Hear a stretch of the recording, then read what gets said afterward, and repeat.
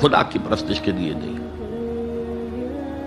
یہ ہے موٹیو کا فرق، اور یہ ہے موٹیو کی اہمیت، اور اس کا تعلق ہے ایمان باللہ اور ایمان بالآخرہ سے۔ ایک حدیث میں حضور نے فرمایا کہ قیامت کے دن سب سے پہلے 3 اشخاص کا معاملہ پیش ہوگا۔ ایک وہ تھا کہ جو اللہ کی راہ میں جنگ کرتا ہوا مارا گیا تھا، دنیا میں شہید سمجھا جا رہا تھا۔ ایک وہ تھا جسے اللہ نے علم بہت دیا تھا، اور اس نے علم کو پھیلایا، خوب پھیلایا۔ اور ایک وہ جس کو اللہ نے بہت دولت دی تھی، اور اس نے دولت جو ہے نیکی کے کاموں میں، بھلائی کے کاموں میں، غرباء، یتامیٰ، مساکین کے لیے خرچ کیا۔ اب اللہ پوچھے گا ان شہید صاحب سے کہ دیکھو میں نے تمہیں صحت دی تھی، جسمانی قوت دی تھی، تم نے کیا کیا؟ وہ کہے گا اے اللہ میں نے تیرے لیے قتال کیا اور اپنی جان دے دی۔ اللہ فرمائے گا کذبتا، تو نے جھوٹ بولا، انک قد قاتلت لأن یقال جریء، تو نے تو یہ جنگ میں حصہ لیا تھا اس لیے کہ تیری شجاعت کا ڈنکا بج جائے،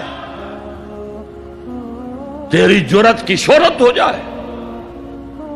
وقد قیلا، وہ کہا جا چکا، اب یہاں تمہارے لیے کچھ نہیں ہے۔ اور فرشتوں کو حکم ہوگا اور اوندھے منہ گھسیٹتے ہوئے اس کو جہنم میں ڈال دیں۔ یہی حشر ہوگا اس عالم کا، تو نے وہ نیکی کا کام کیا تھا، لأن یقال عالم، کہا جا چکا دنیا میں، ڈنکا بج چکا تمہاری شہرت کا۔ اب اس میں نوٹ کیجئے، اگر کسی عالم کے علم کا ڈنکا بج جائے، اس کی اپنی نیت وہ نہیں تھی تو اس کے اندر کوئی خرابی نہیں ہے۔ یہاں معاملہ نیت کا ہے۔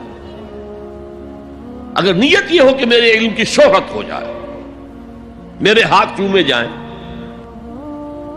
مجھے نذرانے پیش کیے جائیں، تو پھر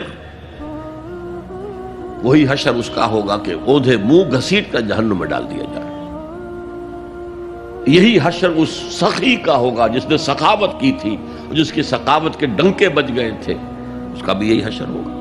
تو انما الاعمال بالنیات، اور یہاں نیکی کی بحث میں سب سے پہلے ولکن البر بر من آمن باللہ والیوم الآخر۔ اب جو والملائکۃ والکتاب والنبیین، ان تینوں کو جمع کر لیجئے، اس سے مراد ہے نبوت اور رسالت۔ ملائکہ وحی کا ذریعہ ہے جو انبیاء تک لے کر آتے رہے۔ اس وحی کا جو ریکارڈ مرتب ہوا وہ کتابیں ہیں، اور جن پر وہ وحی آئی وہ نبی ہیں۔ ان تینوں کو جمع کر لیجئے، رسالت، ایمان باللہ، ایمان بالآخرہ، اور ایمان بالرسالت۔ اب اس کا تعلق کیا ہے نیکی کے ساتھ؟ یہ ذرا گہری بات ہے۔ دیکھیے نیکی کا جذبہ بھی، جو انسان کے پیشنز ہوتے ہیں وہ اندھے بہرے ہوتے ہیں۔ پیشنز، جذبات، نیکی بھی ایک جذبہ ہے۔ کبھی یہ جذبہ حد اعتدال سے تجاوز کر کے بدی بنا دیتا ہے۔ جیسے رہبانیت، ترک دنیا، شادی نہیں کروں گا، گھر گھرستی کا بکھیڑا مول نہیں لوں گا، بس اللہ سے لو لگاؤں گا۔ ظاہر بات ہے جس نے بھی فیصلہ کیا نیکی کے جذبے کے تحت کیا نا، لیکن اس کا جو نتیجہ نکلا اکثر و بیشتر پھر حرام کاری ہوئی۔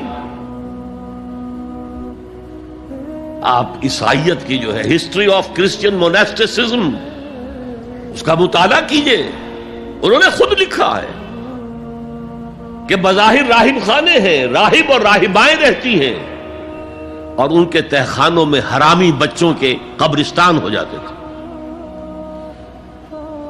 یہ نیکی کے جذبے نے بدی کو جنم دیا ہے۔ حضور کے ساتھ ایسا ہوا۔ 3 اشخاص آئے، انہوں نے حضور کی ازواج مطہرات سے معلوم کیا آپ رات کو کتنا وقت نماز میں لگاتے ہیں،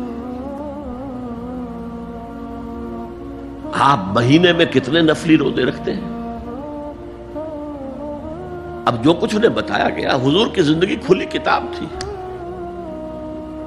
بتا دیا گیا اتنا عرصہ جو ہے آپ رات کو تہجد پڑھتے ہیں، بتا دیا گیا مہینے میں اتنے روزے رکھتے، انہوں نے اسے کم سمجھا، فتقالوہا، قلیل سمجھا کہ یہ تو زیادہ نہیں ہے، ہمارا تو خیال تھا کہ آپ ساری رات ہی کھڑے رہتے ہو۔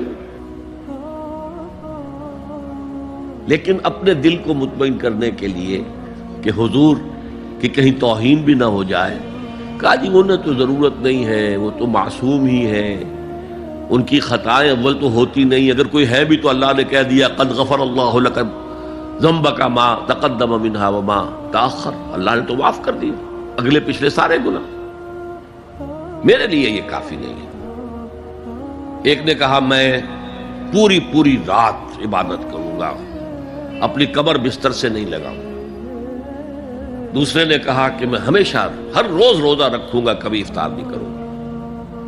تیسرے نے کہا میں کوئی شادی بیاہ نہیں کروں گا، ایک کھکیڑ میں نہیں پڑھوں گا میں۔ حضور کو خبر ہو گئی، آپ نے طلب فرمایا اور غصے کے انداز میں وہ الفاظ کہے کہ جو حضور سے بالکل متوقع نہیں ہے۔ واللہ انی لاتقاکم واخشاکم، خدا کی قسم میں تم سب سے زیادہ متقی ہوں اور سب سے زیادہ اللہ سے ڈرنے والا ہوں، لیکن میرا طریق یہ ہے کہ میں رات کو سوتا بھی ہوں اور نماز بھی پڑھتا ہوں، میں روزہ رکھتا بھی ہوں، ناغہ بھی کرتا ہوں، میں نے شادیاں کی ہیں، متعدد ازواج میرے گھروں میں ہیں۔ فمن رغب عن سنتی فلیس منی، جو بھی میری سنت سے ہٹا وہ مجھ میں سے نہیں ہے، میرا امت ہی نہیں ہے۔ تو نیکی کا جذبہ بھی حد اعتدال سے تجاوز کر کے بدی کو جنم دے سکتا ہے۔ ایک صحابی، نوجوان صحابہ میں سے عبداللہ ابن عمرو ابن العاص،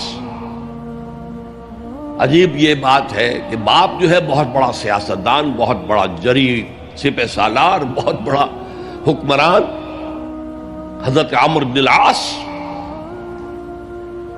بیٹا نہایت زاہد و عابد، مرتاس، زاہد مرتاس، ساری رات کھڑے ہیں، بستر سے کمر ہی نہیں لگائی، ہر روز روزے سے ہیں۔ یہ خبر دی گئی حضور کو تو آپ نے طلب فرمایا یا عبداللہ اولم اخبر انک تقوم اللیل وتصوم النہار، اے عبداللہ مجھے یہ خبر نہیں دی گئی ہے، یعنی یہ بات جو ہے صحیح ہے کہ نہیں کہ تم ساری رات عبادت کرتے ہو، ہر روز روزہ رکھتے ہو؟